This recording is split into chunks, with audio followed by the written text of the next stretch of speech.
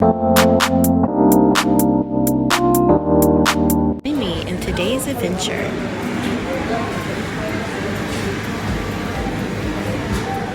Hey guys, thanks for joining me today. So today I wanted to come to you guys and talk about the Moroccan foods. So definitely Moroccan has its own style and flavors. And I had the opportunity to experience Morocco during Ramadan, which is a very special time for their country. So food was definitely a hot topic, seeing that the majority of people are Muslim. It is a Muslim country. So they were fasting. What is fasting? Fasting is when you are not eating for several hours. And for them, they break their fast with certain things. So I actually arrived in Morocco around 5 o'clock at night. Fast typically breaks when the sun sets. So the sun sets around like 7:30, 8 o'clock. And they break their fast around 9 p.m. So this is what the streets look. Ghost town. Ramadan has hit and everyone is inside praying. Are two different times on the streets in the alarm Casablanca. just buzzed for Ramadan, and there's not a whole lot of people, to say the least. The streets are very quiet. It's very some businesses are already closed for the day. As you can see, more businesses that are closed. So right now, the alarm buzzed for Ramadan for people to break their fast. What happens when they break their fast? They pray until about 8:30, 9 o'clock, and then that's when they can truly break their fast and eat. So I'm sure closer to that 9:30 time, either some businesses will reopen back up, or you will see people in the streets more again.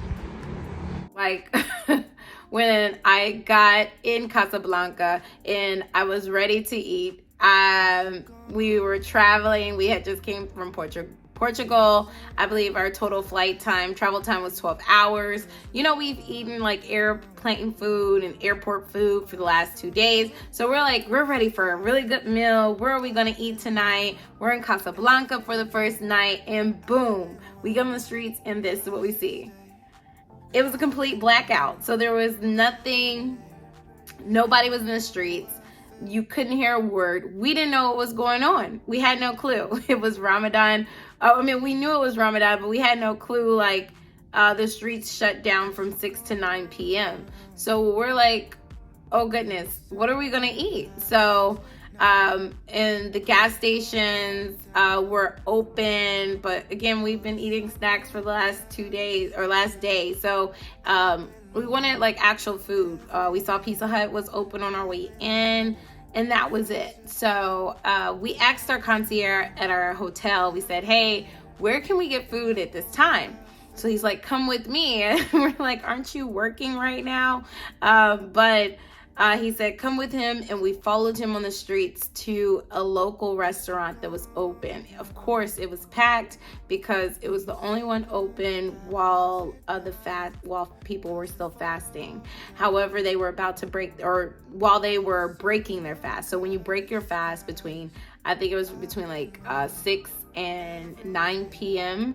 is when they're breaking their fast and they can eat. So you won't see people on the streets because they're going in their house to say their final prayers and then breaking their fast. When you break your fast, they have on the table, and this is very traditional, very customary everywhere you go.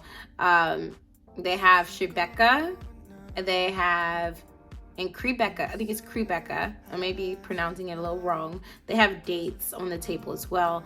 Dates are a version of plums. In Morocco, they actually have over 100 different variety of dates. So you may go one place and see a date and it may look a little different in another place, just because they have a lot of different varieties of dates. I did taste them. They taste, they're from the family of plums.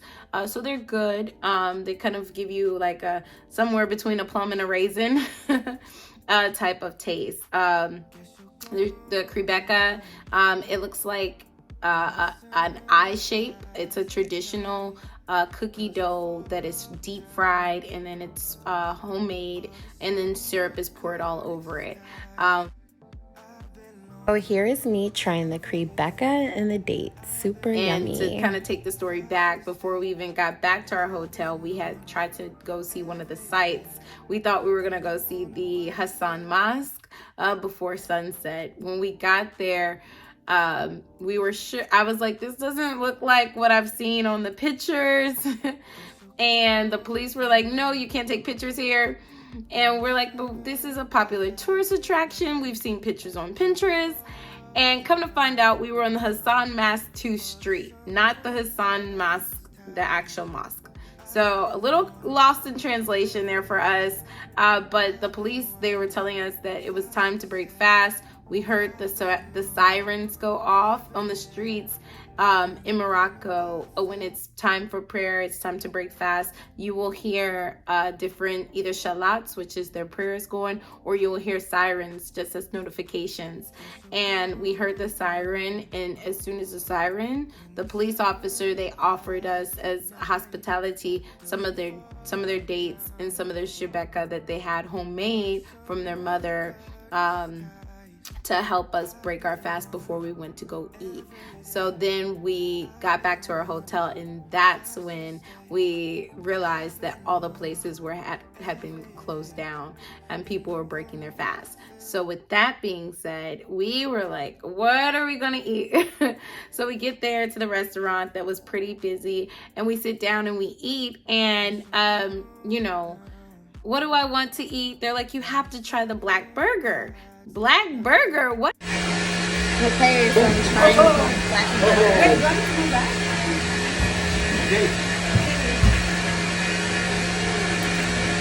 Happy birthday.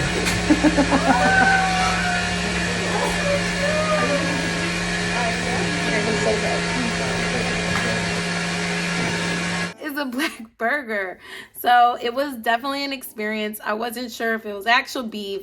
I wasn't really sure what it was. They knew Arabic. They did not know a lot of English. And so I was like, you know what? Let me try the black burger. So the black burger was an amazing experience. It came out with fire and sage on it, and it was completely black. It didn't mess up your teeth or your mouth. It was actually a good burger. As you can see here. Something that I also wanted to share, they had the orange juice and they had the carrot juice, which is really customary. Fresh juices are part of their flavor, part of their tradition. Carrot and orange are the most popular juices that they serve.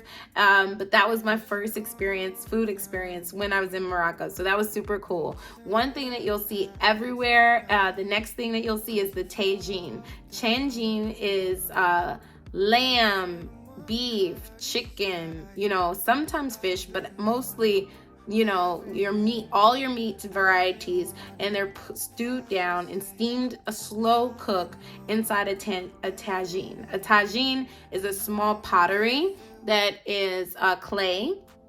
It has a bottom rim in it, and sometimes you'll see olives in it. Sometimes you'll see potatoes, but it's stewed down meat. So it tastes really, really good. It's highly recommended as far as a traditional thing to taste. Also in Morocco, they have something called mint tea. So mint tea is a customary, just kind of like hello, welcome, and you'll get it everywhere you go, from hotels when you're trying to book in, you're have some tea first, to if you are just having a conversation in a public setting, they normally will bring you some mint tea. It's very, very good. They put, it's mint tea, but they also put a mint in it, and they have one square of sugar that they may drop in it. Some don't drop sugar. It's good with or without sugar. One of my favorite part was watching them actually pour it. They have a specific style. I can't say it. They have a specific style with how they actually pour the tea. They go up and then down, and it's pretty fun to watch. And it's very nice because they definitely embrace the tradition and the culture by how they serve it, how they show it, and how it's such a delicacy there when you're going to different places. So love to see the mint tea. Also, another customary thing is the argan oil. Everywhere you go, argan. You may get tired of hearing how many Argan oil has health benefits. It has cosmetic benefits. It has so many benefits, and it's one of the minerals that's actually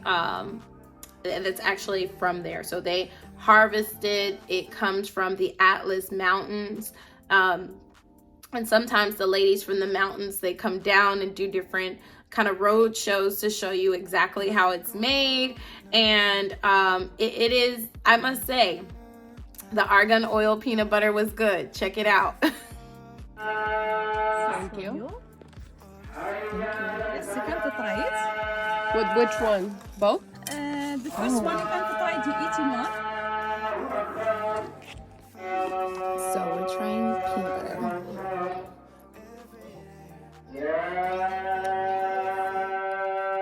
Delicious. Natural argan oil. So good. So good. And then natural peanut butter with the Whiskey.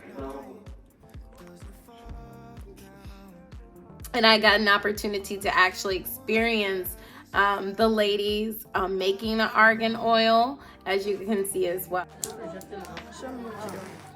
Let me help.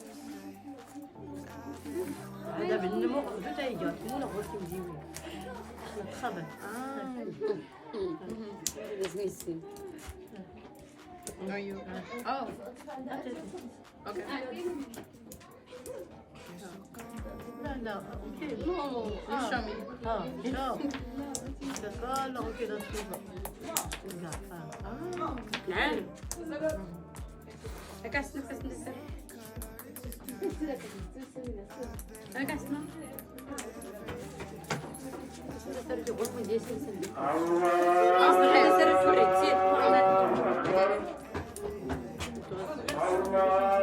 How they make argan oil. That is one of their top things. Highly recommended.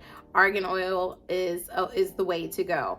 Something that also was kind of fun just to highlight, a part of some of the dining experiences, you have belly dancing, and they have the flames on the top of their heads that they carry while they're dancing, and then some guys will come out with different flames.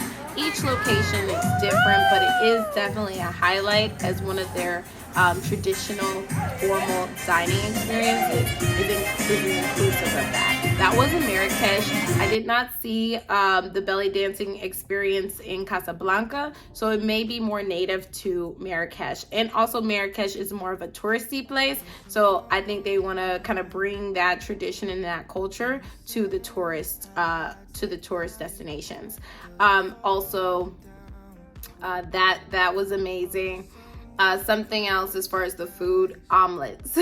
In the morning when you wake up, definitely if you're in like a hotel setting, a lot of the hotels, they will have omelets. We think of an omelet as this, but their omelets are more of this, where it's just egg and cheese. And the cheese is mozzarella, and that is an omelet, and it's good. I mean, you can't go wrong with eggs, to be honest. But they have that, and they have homemade yogurt. A lot of the places where you'll go, and the homemade yogurt will be served with, paired with fresh fruits or juices. But it'll be a nice bread with bread that you may see. But all in all, the food was great. It was amazing. Absolutely enjoyed. But check out my other videos surrounding Morocco down below. Cheers!